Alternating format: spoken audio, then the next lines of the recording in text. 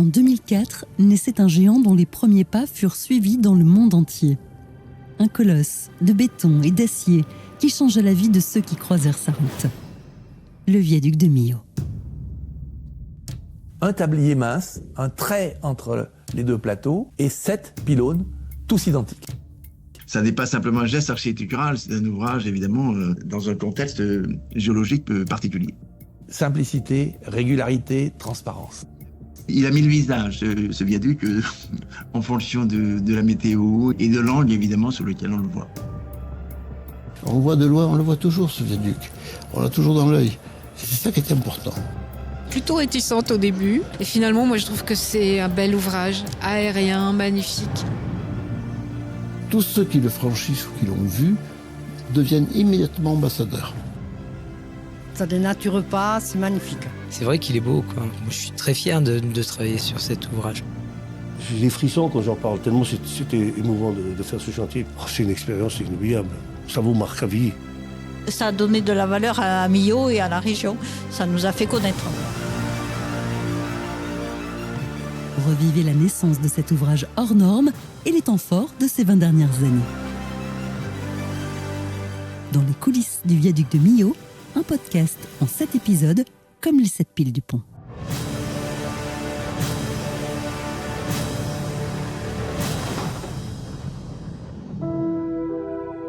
Ce sera le plus grand, j'allais dire le plus beau viaduc du monde et je suis sûr qu'on en parlera dans le monde entier. En ce 14 décembre 2001, lors de la pose de la première pierre de ce premier gros chantier du siècle en France, le ministre des Transports Jean-Claude Guessot ne s'y trompe pas. Millau, ou le viaduc de tous les superlatifs.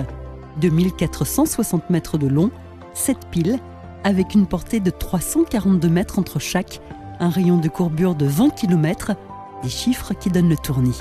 Dans cet épisode, intéressons-nous tout d'abord au défi de la construction béton. Chaque jour compte. Construire dans les temps, construire parfaitement les piles destinées à accueillir le tablier où vont circuler les véhicules, mais aussi bâtir les culées séparties de part et d'autre du plateau sur la terre ferme. Le tout dans un site contraignant, la vallée du Tarn. La construction de la piste d'accès au chantier assurée par l'État avec les équipes de Georges Gillet, le patron des ouvrages d'art de la 75, constitue un des premiers points clés dans la réussite de ce projet selon Michel Vierlejeu, concepteur du pont. L'une des nécessités impérieuses de la création du viaduc, c'était d'éviter la traversée de Millau par la route nationale 9, qui était un désastre.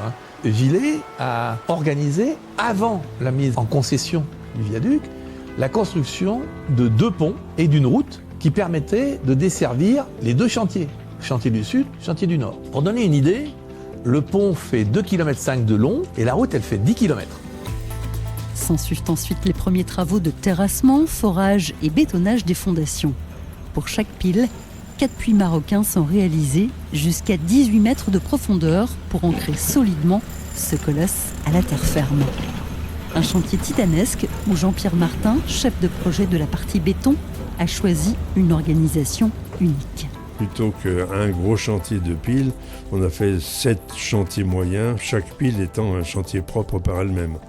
Ça a conduit dans l'organisation à mettre sur place pour chaque pile une petite équipe avec un chef de chantier, une douzaine ou une quinzaine d'ouvriers par pile, chaque équipe faisant sa pile du bas de la pile jusqu'au sommet. Ça permettait d'avoir ce qu'on a estimé un meilleur relationnel, chaque équipe étant valorisée par ce qu'elle faisait. C'était important pour nous de faire un chantier le plus autonome et le plus indépendant possible. Donc on a pris résolument l'option d'installer le maximum de choses sur le chantier. Ça commençait par 2 centrales à béton qu'on a mis en place sur le chantier, qui avaient une capacité de 80 m3, d'un hangar pour préfabriquer les armatures en acier qui vont dans les coffrages, après dans les piles, des grues à tour au pied de chaque pile pour alimenter les piles jusqu'à leur tête, une autonomie totale pour chaque pile. Pour la construction, Eiffage s'entoure des meilleurs. Vincent Principato est affecté comme grutier sur la pile P2, la plus haute du viaduc qui doit culminer à 245 mètres. Perché dans sa cabine, ce champion de France des grutiers érige petit à petit cette colonne de béton été comme hiver. J'avais une caméra qui était bien de haut de gamme. On arrivait à voir 200 mètres, 250 mètres, même de brouillard, on voyait la prise de béton en bas. Et quand on parle de brouillard, on ne voyait pas la cabine. Et dans la cabine, on a un manomètre qui indique le degré de rotation où se trouve. Si je suis à 180 degrés, je suis au béton. Bon, le chariot, j'avais mes repères, c'était pas compliqué. C'est juste qu'on ne se voit pas. Donc il faut avoir l'œil sur l'ordinateur. Et le zoom, 1 euro, je pouvais le voir tellement c'était précis. Des fois, il y avait des gens qui accrochaient pas bien. Je leur parlais, je dis, écoute, t'es pas bon là. Alors ils me traitaient d'un aigle. Il était un aigle, c'est pas possible. Ben oui. Voilà, ça c'était la routine du coulage de béton. On faisait 4 mètres par palier de 3 jours. On décoffrait, on remontait, on coulait. Le béton, on avait des bennes de 3 mètres cubes, c'est 10 tonnes. En fait, le camion de coups de benne était vide. On coulait à peu près entre 180 et 200 mètres cubes chaque coulée. Et on ne peut pas s'arrêter. Il y a du vent où il n'y a plus, on ne s'arrête pas. Dès le printemps 2002, les piles sortent de terre et poussent vers les nuages, à raison de 4 mètres tous les 3 jours. Pour s'assurer de leur bonne exécution, Jean-Pierre Martin s'appuie sur un moyen infaillible. On avait monté ce qu'on a appelé un mur école, à savoir un mur où on avait installé un élément de coffrage péri et qui permettait au chef de chantier de se faire la main pour le levage du coffrage et pour l'installation du coffrage à sa bonne position. Des coffrages différents suivent l'élévation de chaque pile vers le ciel. D'un fût unique à sa base, elle se dédouble 90 mètres sous le tablier.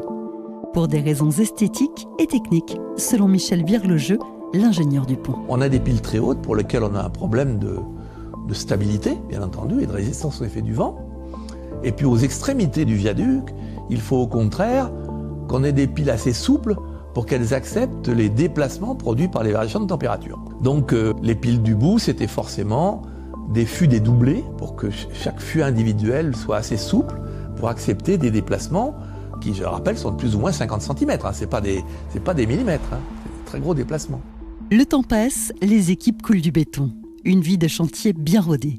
Chaque jour, Vincent Principato grimpe dans sa grue hors du commun avec un rituel bien particulier. D'abord, il y a un ascenseur et la cabine à l'extérieur. Quand vous tournez, il y a le vide. J'arrive dans ma cabine, je m'installe, je enlève mes chaussures. J'avais de la moquette, de la très très belle moquette. Donc personne ne rentrait avec les pieds sales dans la cabine. C'était mon truc.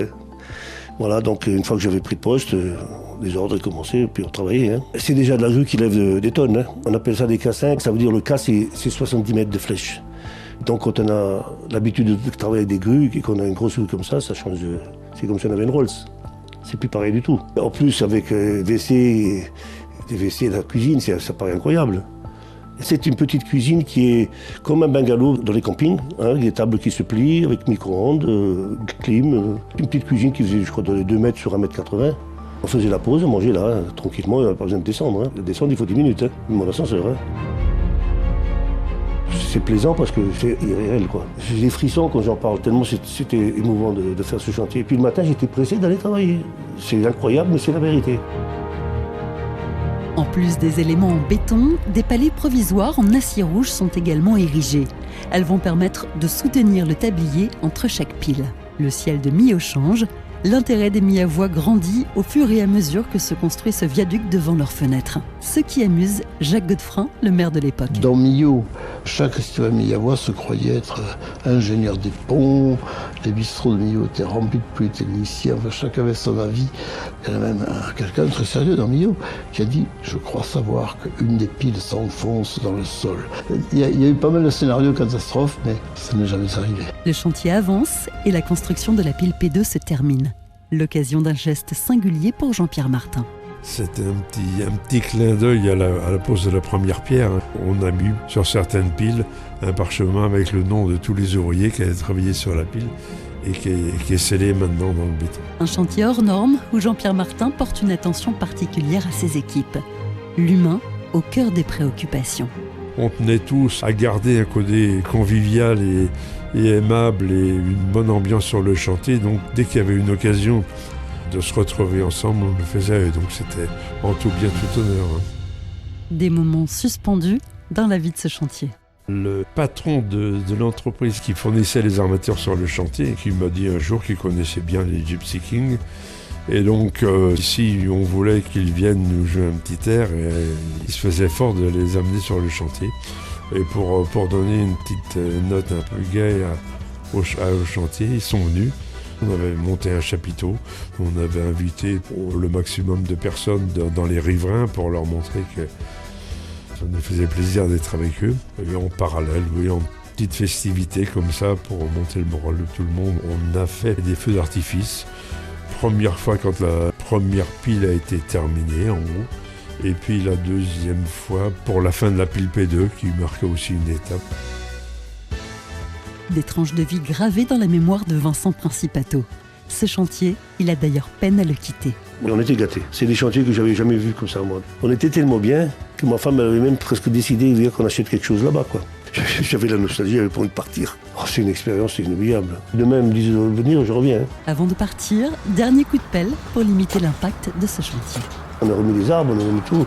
Je ne sais même pas qu'il y avait des piles qui sont sorties de là, quoi. Parce que quand il y avait tous les cailloux, tout ça, et puis après, une fois que vous voyez, il y a la forêt de autour, on voit juste les piles qui sortent des arbres. C'est exceptionnel, quoi. Pour Michel Virlogeux, le viaduc se fond dans son environnement, y compris au niveau des culées. Foster voulait que le tablier donne l'impression de pénétrer dans les collines.